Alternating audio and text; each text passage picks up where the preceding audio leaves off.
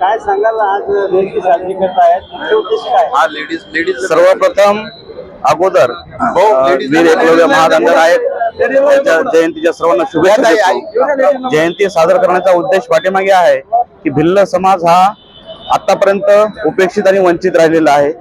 त्या एका झेंड्याखाली त्यांनी सगळ्यांनी एक यावं आणि आपला क्रांतीचा मोर्चा जे आतापर्यंत उपेक्षित आणि वंचित होता त्या सर्वांना संघटित करून एक प्रवाहाखाली यावे एवढा उद्देश आहे आमचा। माझं नाव डॉक्टर आकाश पवार।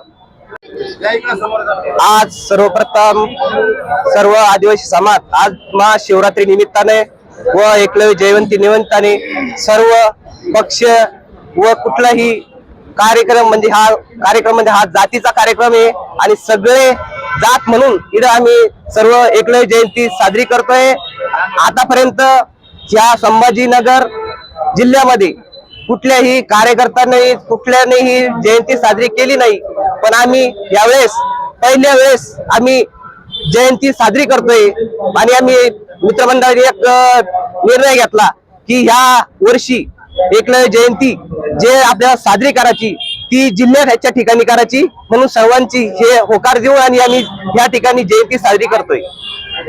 आम्ही चौका जिल्हा संभाजीनगर चौका कच्च्या घाटी भावशिंगपुरा वरुड काजी पडेगाव हे सगळेकडून आलेली सर। जयंती करण्याचा मुख्य उद्देश काय?